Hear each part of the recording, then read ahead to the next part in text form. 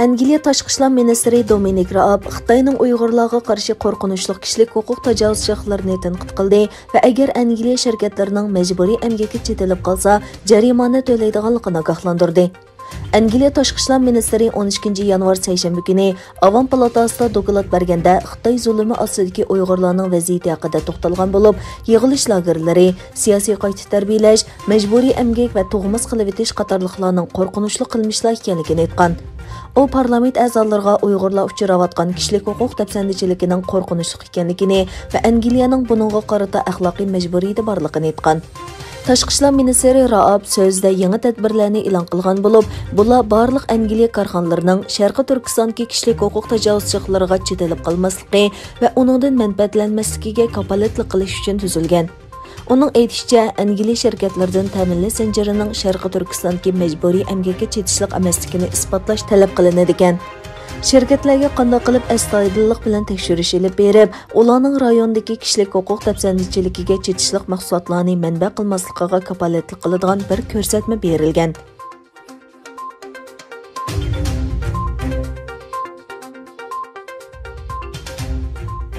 Amerika Tashqi ishlar ministri Pompeo Amerika ovozi radiosining bosh organini ziyorat qilganda Xitoy tarafidan ziyonkashlikka uchirgan Uyg'urlarning ahvolini yana bir qatim o'tirg'a qo'ydi.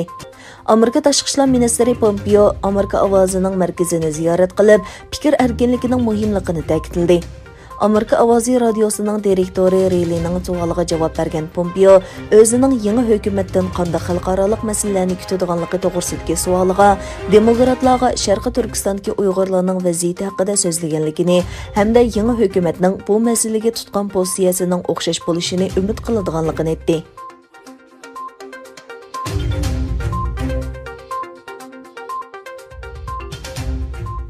Apsi Uyg'ur bo'lgan amerikalik jurnalist Amelia Young Xitoy Kompartiyasining Uyg'urlarga qaratilgan milliy qirg'inchilik qilmishining o'ziga yiltizini eslatganligini aytdi. Amerikalik jurnalist Amelia Young 10 yanvar New York vaqt kesida Xitoyning Uyg'ur qirg'inchiligi mening yiltizimni eslatdi mavzuliq maqola e'lon qildi. Yang maqolasida Xitoyning rayimsiz va vahshiy irqiy qirg'inchilik qilmishini rayimsiz reallik deb tasvirlab, bu reallikning uningga o'zining Uyg'urlik yiltizini eslatadiganligini bayon qildi. Jurnalist Yang maqolasida mundaq yozgan: "Garchi mo'min musulmon Uyg'ur bo'lsa-mu, oilamdagilar o'zini Xitoy deb tanidi. Oilam amaliyotda necha 10 yillik milliy assimilyatsiya va irqiy qirg'inchilikning tipik mahsuloti. JKP hukumatining assimilyatsiya qilish va irqiy qirg'inchilik qilish qilmishlarining maqsadi bir davlatda birli millat bo'lish plani edi. Oilamdagilar O'rta Osiyo va turk irqlari bilan bo'lgan aloqasini yoshirishi va JKP hukumatining bu milliy dushmanlik va o'shmanlik siyosiy sababidan o'zlarining Xitoy ekanligini e'lon qilishi kerak edi."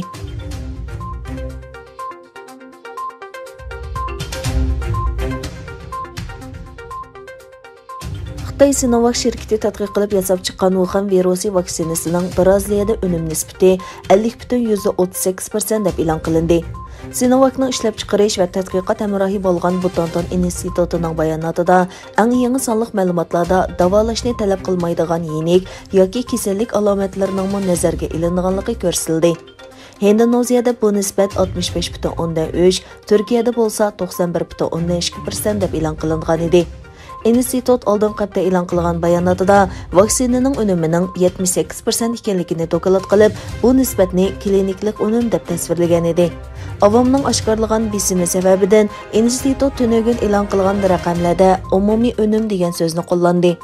Butantan instituti Sinovac bilan imzolangan to'xtamning maxfiyatli kelishimi sababidan sinov natijasining e'lon qilinishini 3 qatim kechiktirdi.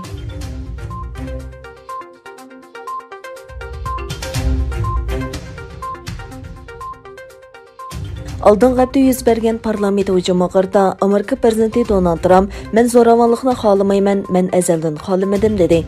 U bayonotida o'ziga qaratilgan ayblash jarayonini sehrgar o'vning davomi deb tasvirlagan. Trumpga qaratilgan ayblash jarayoni to'g'risida ayblash jarayoni bizning siyosiy tariximizdagi eng chong sehrgar o'vning davomi. Mutlaq kulgilik. Bu ayblash qattiq g'azabni keltirib chiqardi dedi.